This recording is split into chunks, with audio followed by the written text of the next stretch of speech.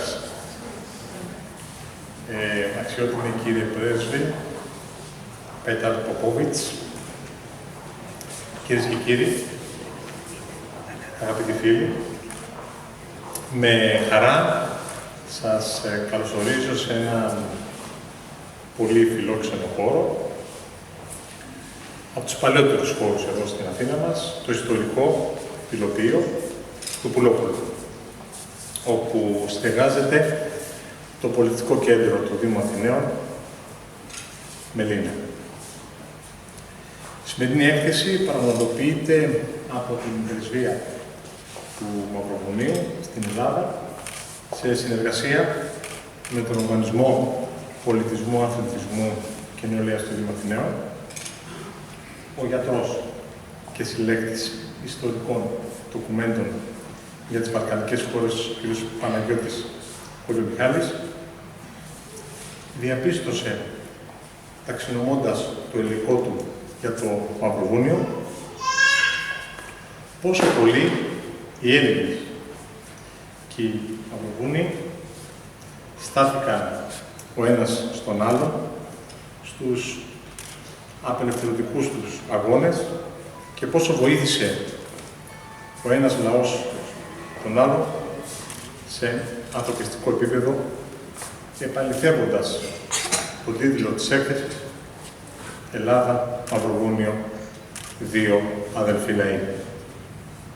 Η έκθεση περιλαμβάνει περισσότερο από 1050-1500 ντοκουμέντα από την ζωή των Μαυροβουνίων και από τις κοινές τους δράσεις με τους Έλληνες που ανήκουν στη συλλογή του Οργανισμός Πολιτισμού, Αθλητισμού και Νεολαίας του Δήμου Αθηναίων, τον οποίο έχω την τιμή να εκπροσωπώ από τη θέση του Προέδρου. Σας υποδέχεται όλους στην έκθεση αυτή, που αναδεικνύει τον πολιτισμό της αλληλεγγύης και της συνεργασίας.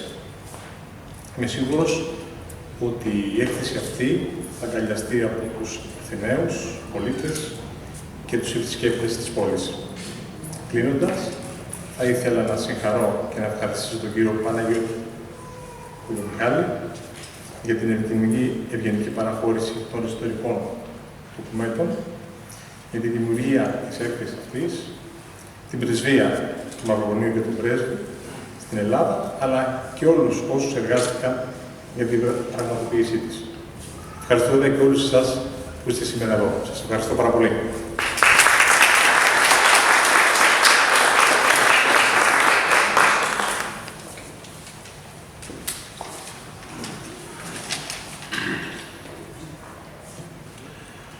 Your Excellencies, ladies and gentlemen, it is a great honor for me to say a couple of words on the opening of this exhibition.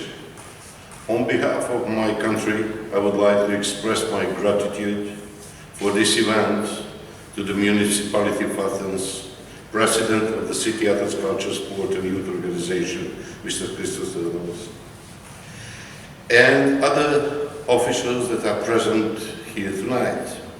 Especially, I would like to show my respect to Dr. Panagiotis Kalamichailis. If it was not for him, this particular exhibition would not happen.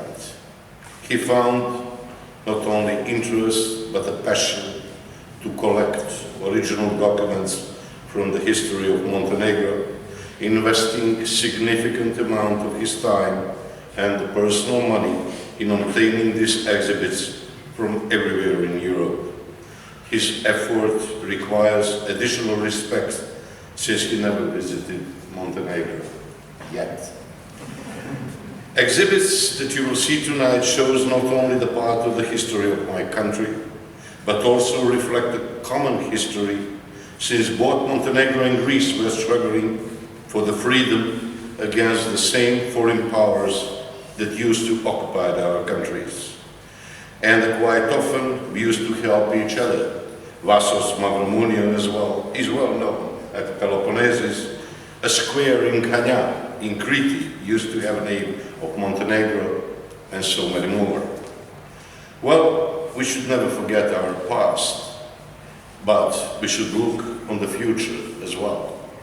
Montenegro is dedicated to preserve and improve good neighborly relations.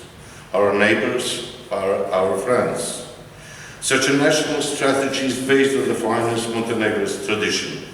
Same things with Greece. Therefore, I would like to use this opportunity to thank Greece as a close and a traditional and historical friend and ally in the Balkans. Greece was always a friend and our support. We successfully developed our political, economical and cultural relations. This special exhibition that we have a chance to see here in Millennium Culture Center confirm that. I wish you enjoy this exhibition. Thank you.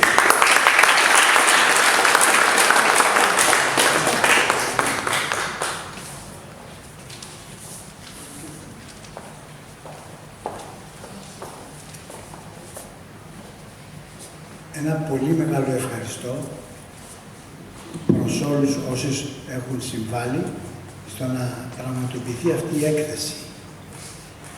Για μένα ήταν πολύ μεγάλη επιθυμία και θα σας πω γιατί. Πρώτα λοιπόν θα ήθελα να ευχαριστήσω τον Δήμο Αθηναίων και κυρίως τον πρόεδρο του πολιτιστικού τμήματος του Δήμου Αθηναίων, τον κύριο Τεντόμα, ο οποίος χάρη σε αυτόν διαθέτηκε αυτή η αίθουσα.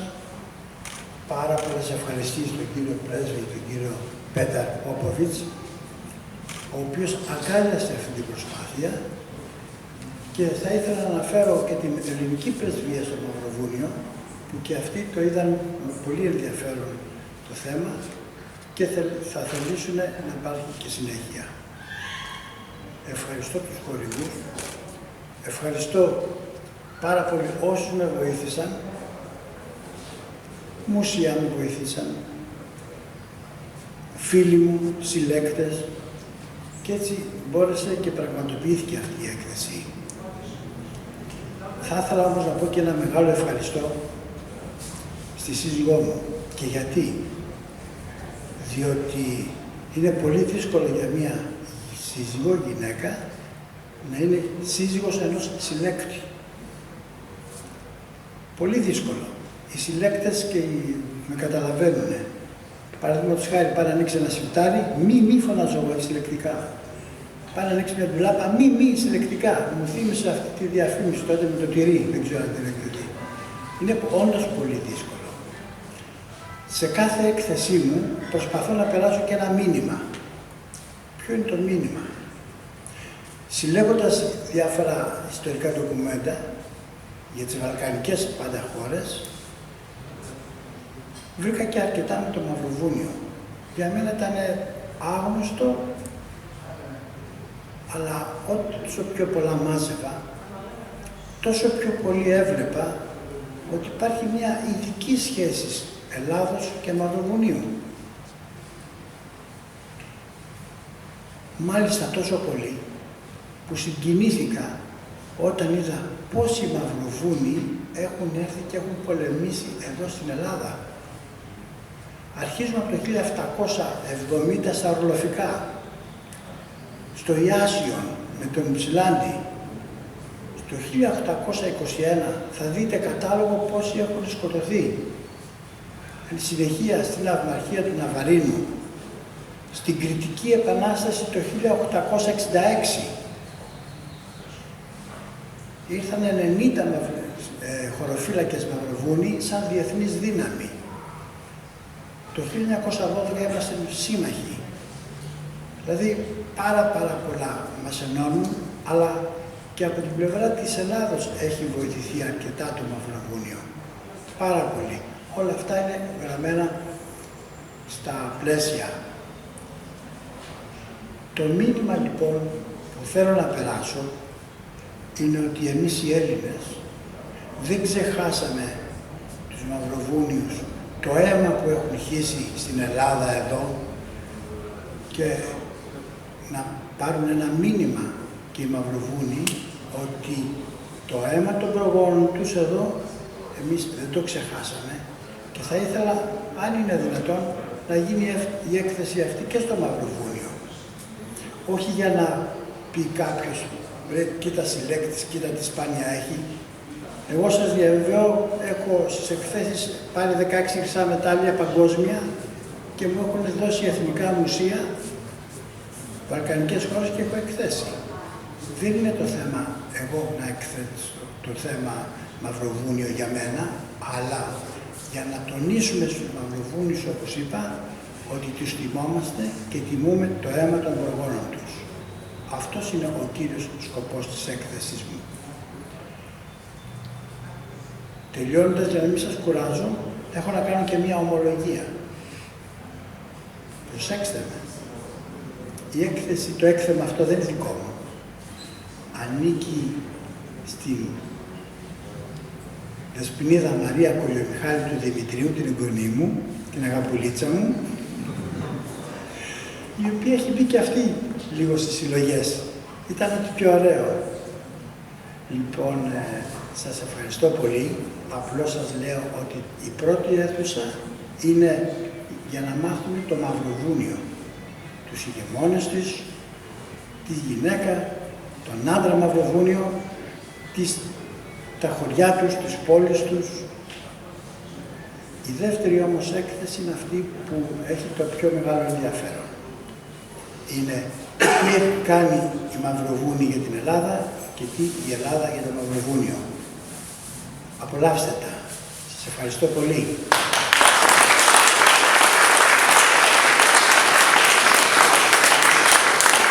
Έχουμε την τιμή να έχουμε από το Εθνικό Μουσείο του Μαυροβουνίου έναν επισκέπτη, ο οποίος ήρθε για αυτό το λόγο,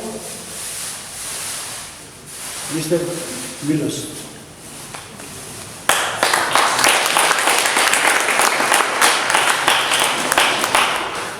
Your Excellencies, ladies and gentlemen, Mr. Kolenik, I wish to thank the Ministry of Culture of Montenegro for inviting me here. So I had two tasks while arriving here. First of all was to introduce myself to the amazing working collection of Mr. Kolenik, and I saw what's the product of an amazing effort, discipline, passion, and love for my country. My second mission was to, if Mr. Kolenik allows me, help him in establishing this exhibition, but I absolutely had nothing to do. With the passion of a collector and a goal of an educator, this collection is presented in an extremely similar way like the history collection in our museum. So I wish to invite all of you to enjoy the amazing visual interpretation of Montenegrin history from the late 18th to the beginning of the 20th century. In the first department, after your geographical and political introduction, you will get to know yourself with the most explicit images of the Montenegrin struggle for independence, Montenegrin way of life, and Montenegrin culture. In the end, you'll find how Montenegro, even if it was on the side of the victors, lost independence in the First World War. In the second part, and the most amazing part, you'll see how Montenegro influenced Greece and how Greece influenced Montenegro. And I really hope that this segment, very soon we will see in Montenegro, maybe even as a temporary exhibition in the National Museum of Montenegro.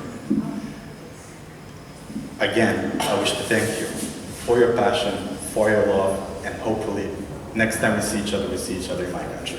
Thank you.